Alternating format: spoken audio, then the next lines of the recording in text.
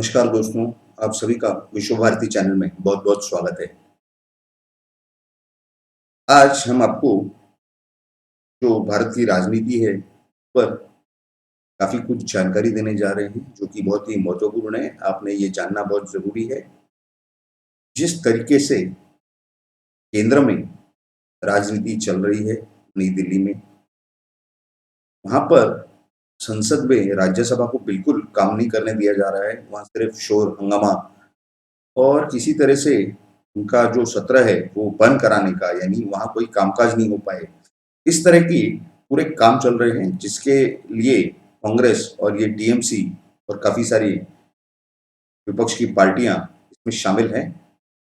अभी ये सब जब से संसद का अधिवेशन शुरू हुआ है यानी 19 जुलाई से और आज 28 जुलाई 29 जुलाई है। तो ऐसे हालात में जो 9 दिन 10 दिन बिल्कुल कामकाज नहीं होने देना, इसके पीछे का क्या राज़ है, क्या कारण है?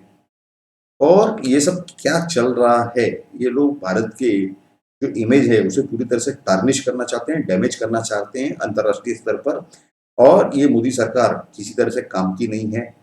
ये लोग कोई काम सही नहीं कर रहे हैं, ये लोग सब काम जनता के खिलाफ कर रहे हैं। इस तरह का एक इमेज ज़बरदस्ती झूठा इमेज तैयार करना, खड़ा करने का काम ये विपक्ष कर रहा है।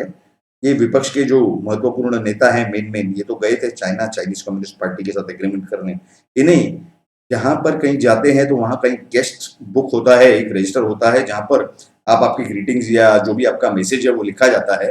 तो इन्हें वो भी लिखना नहीं आता, ये तो मोबाइल से पढ़ के यानी किसी और से वो एसएमएस या व्हाट्सएप से मंगा के और वो पढ़ के और वो लिखते हैं। इस तरह के नेताओं को केंद्र में विपक्ष में, विरोधी पक्षों में जो इम्पोर्टेंट स्थान प्राप्त है। तो आप समझ सकते हैं कि ऐसे हालत में जो भारत देश का कैसे किस तरह से दुर्भाग्य है कि आज भी हमारी जो जनता है वो तुरंत मिसलीड हो रही है, गुमराह हो रही है। ऐसे लोग और डबल गुमराह कर रहे हैं, डबल क्या ये 10 गुना गुमराह कर रहे हैं कि ये टूल किट बना देते हैं और पता नहीं क्या-क्या करते हैं और यंगस्टर्स को खास करके ये गुमराह करते हैं और इनके जो एजेंट हैं, वो कौन हैं? तो ये क्वात्रोची हैं या कोई ड्रग डीलर्स हुए या इस तरह के सब जो लोग हैं वो इनके कैसे हितचिंतक ये समझते हैं उनको समझ में नहीं आता और जनता इनको कैसे देश का हितचिंतक समझती है, ये समझ में नहीं आता। ये कोई हितचिंतक नहीं है देश के, ये कोई शुभचिंतक नहीं है। ये सब होते हुए आपने देखा होगा कि 2007 या 2008 से लेके किस तरह के घोटाले इन्होंने किए और जिसका कोई हिसाब नहीं है, जिसका कोई अंत नहीं है। ऐसे हालात में भी ये लोग उत्तर प्रदेश से लात मारी तो ये लोग पहुंच गए केरला और वहां से ये चुन के आते हैं। अब ये लोग फिर जो हैं उत्तर प्रदेश में प्रभाव डालने की कोशिश कर रहे हैं लेकिन ये उनका मकसद नहीं है। उनका मकसद है अंतर्राष्ट्रीय स्तर पर भारत की छवि को पूरी तरह से खराब कर देना। आप देख रहे होंगे कि किस तरह से इन्होंने अनाउंस कर दिया कि किसान अब किसान तो वहाँ कोई है ही नहीं। ये सारे बैठे हैं दलाल जो कि ब्यूरोक्रेट्स के खास लोग थे या कोई नेताओं के खास लोग थे। ये लोग कमा-कमा के ज़मीनें ले ली क्योंकि सेंटर से जो सब्सिडी आती थी वो लोग ये लोग खा जाते थे और राजीव गांधी ने अपने भाषण में खुद कहा था कि जो भी भेजा जाता है उसका मुश्किल से 10 या 15% नीचे पहुंच पाता है ग्राउंड लेवल पे यानी असली किसान के पास या जो ओरिजिनल जो पात्र है गवर्नमेंट की एड मिलने के लिए। तो ऐसे हालात में अगर हम ये मान के चले कि ये बीच के दलाल वही आज किसान बन के वहां दिल्ली के बॉर्डर पर बैठे हैं तो ये गलत बात नहीं होगी। और इसके अंदर और समझने वाली बात ये है कि अगर ये ओरिजिनल किसान होते तो ये कहीं पे खेती बाड़ी कर रहे होते। ओरिजिनल किसान के पास कोई समय नहीं है कि वहां 10-10 महीने जाकर के बैठेंगे और ये सब इस तरह के कारनामे करेंगे। ये लोग अभी ट्रैक्टर रैली निकालने जा रहे हैं 15 अगस्त को यानी आजादी के दिन और उस समय ये लोग क्या करेंगे? तो जो विदेशी मेहमान यहाँ आज़ादी के दिन पर कार्यक्रम के फंक्शन में जो आ रहे हैं, आने वाले हैं, उनके सामने ये लोग तमाशा करेंगे कि प्रधानमंत्री लाल किले तक नहीं पहुँच पाए। ऐसी जानकारी हमें सूत्रों से मिल रही है कि ये लोग वहाँ पर ट्रैक्टर की ऐसी ट्रैफिक जैम कर देंगे कि वहाँ पर जो प्रधानमंत्री का कॉन्वॉय है, वो वहाँ तक नहीं पहुँच पाए लाल किले तक। लेकिन इन्हें ये नहीं मालूम है कि ऐसे तरह के गतिविधि के खिलाफ भारत की जो यंत्रणा है, जो सरकार की यंत्रणा है, वो काफ़ी मजबूत है। इन्हें कोई ना एंट्री दी जाएगी ना कुछ और जितने भी ट्रैक्टर दिल्ली में पड़े होंगे, उसके पहले ही 2-4 दिन पहले ही पूरे सब जब्त कर लिए जाएंगे। ये लोग समझते हैं कि ये लोग अनाज खाते हैं, जो सत्ता में बैठे हैं, जो सरकार में बैठे हैं, वो सब घास खाते हैं। इस तरह से नहीं चलता। इनका जो इंटेंशन है डैमेज करने का, उसमें एक और व्यक्ति शामिल हो चुकी हैं पिछले 2 दिनों में। ये ममता बनर्जी का जो दिल्ली दौरा है, और ये मीडिया चैनल वाले जो लुटियंस मीडिया है, ये लोग दिखाते हैं कि वो प्राइम मिनिस्टर कैंडिडेट बनने जा रही है सारे विरोधी पार्टियों को साथ में जुड़ करके। तो उनका ऐसे कोई इरादा नहीं है, क्योंकि वहां पर मेरे ख्याल से इन्होंने सोनिया गांधी के साथ चाय भी पी और उसके बाद आकर के बोला है कि हम कोई नया भारत बनाएंगे वगैरह। जो भी है उनका तो ठीक है, वो पॉलिटिकल स्टंट है। लेकिन प्रधानमंत्री के पद के दावेदार वहां पर शरद पवार ऑलरेडी घूम रहे हैं। वो राष्ट्रमंच की बैठक ली उन्होंने यशवंत सिन्हा के साथ वगैरह वगैरह सब। उसमें फिर ममता बनर्जी अगर प्रधानमंत्री पद के लिए दावेदार बनेगी तो ये तो हंसने वाली बात है, क्योंकि ऑलरेडी यूपीए की जो अध्यक्षा है सोनिया गांधी, वो अब तक अपनी जगह छोड़ने तैयार नहीं है।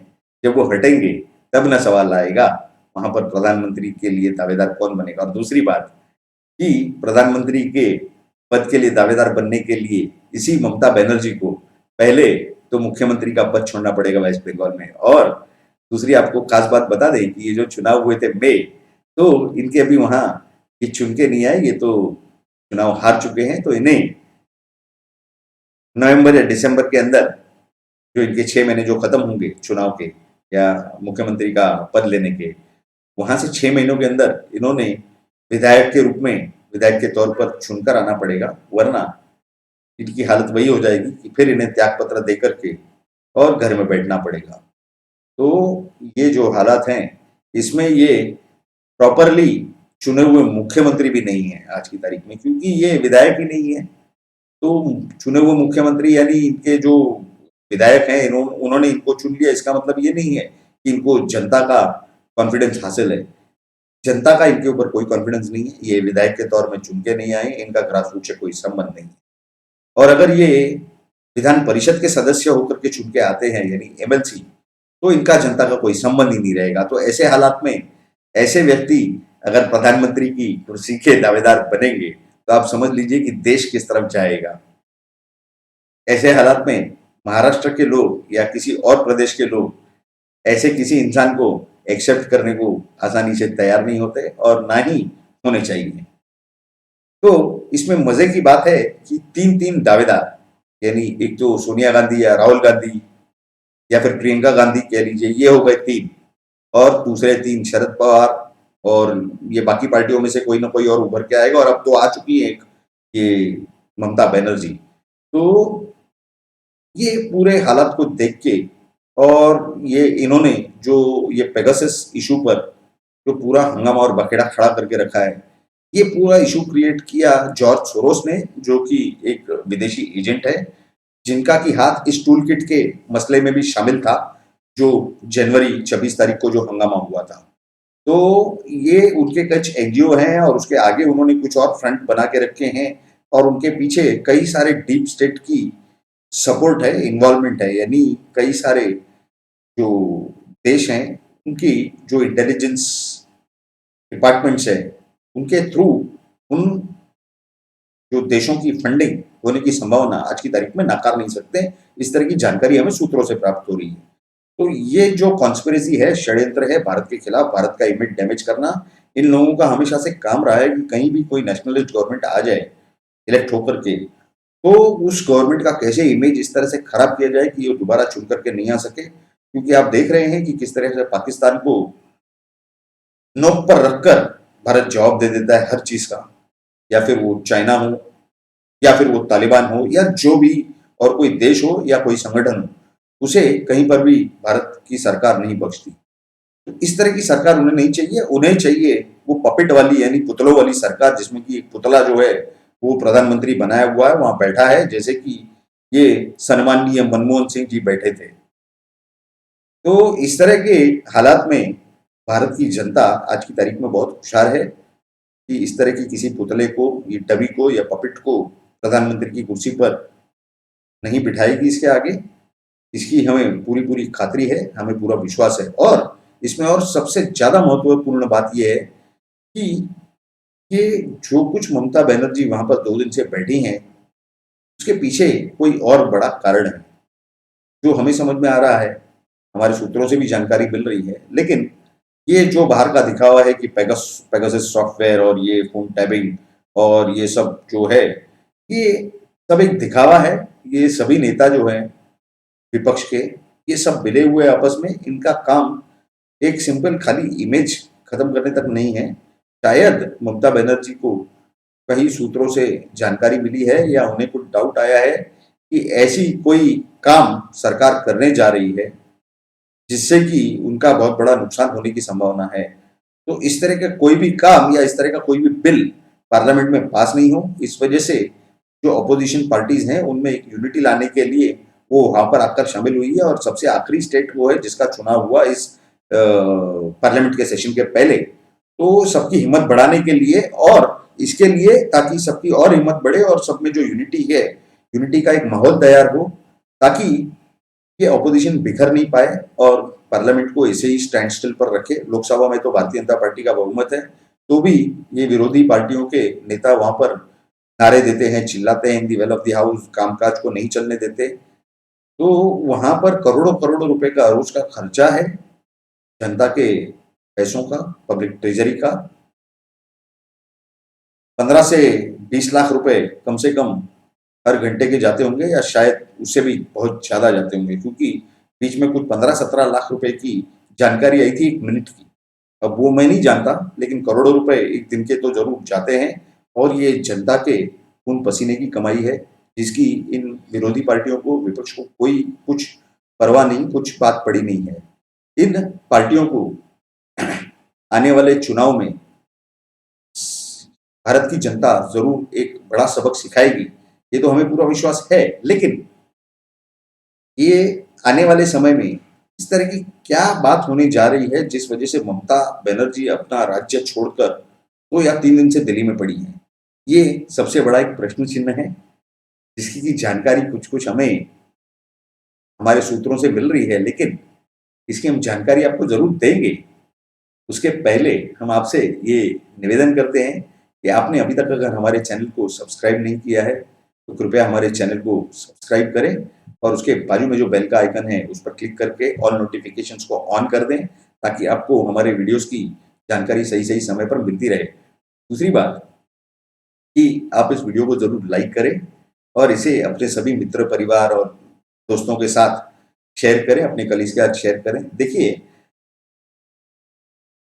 आज से 8 या 10 दिनों के अंदर ऐसी कुछ न कुछ घटना होने का अंदेशा है, जिसका डर इन विपक्ष के पार्टियों को, विरोधी पक्ष के पार्टियों को है। और इसकी जानकारी हमारे पास थोड़ी बहुत आई हुई है अपने सूत्रों से, और भी कुछ दिनों में और भी जानकारी आएगी। तो इसकी जो पूरी जानकारी है, हम आप तक हमारे आने वाले वीडियो में या आने वाले 2-4 वीडियोज़ के अंदर ज़रूर पहुँचाएँगे।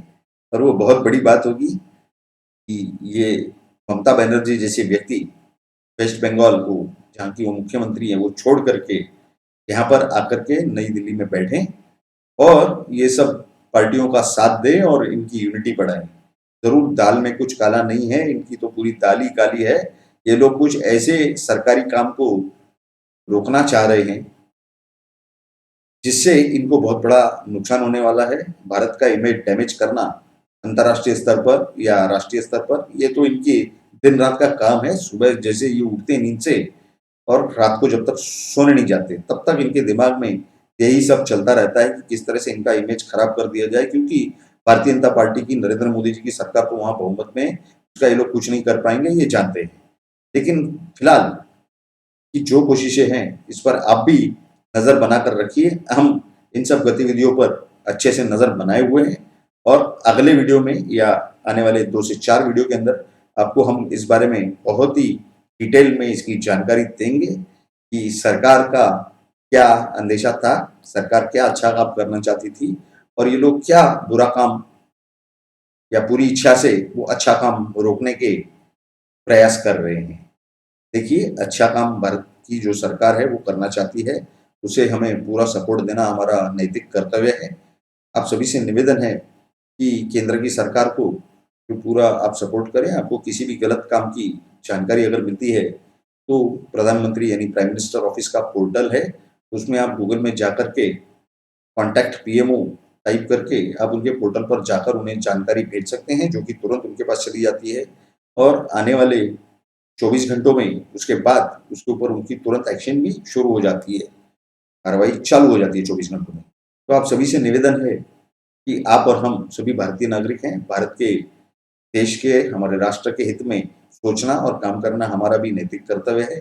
आप सभी लोग आपस में मिलके भारत के हित की रक्षा करना और भारत ये एक देश नहीं, एक बड़ा राष्ट्र है, इसे आगे किस तरह से बढ़ाना चाहिए, इस बारे में अगर आपके पास कोई सूचना है, तो आप हमारे कमेंट बॉक्स में भी नीचे लिख सकते हैं या प्रधानमंत्री के पोर्टल यानी प्राइम मिनिस्टर ऑफिस के पोर्टल पर भी आप अपनी सूचनाएँ या अपने जो सजेशंस हैं, वो दे सकते हैं। आप सभी ने इस वीडियो को अंत तक देखा, इसलिए आप सभी का बहुत-बहुत धन्यवाद। आप ज़रूर हमारे इस चैनल को सब्सक्राइब करें, ताकि आपको हमारे वीडियोज़ की जानकारी सही-सही वक़्त पर तुरंत मिल सके। आप सभी का एक बार बहुत-बहुत धन्यवाद। भारत माता की जय। जय हिंद।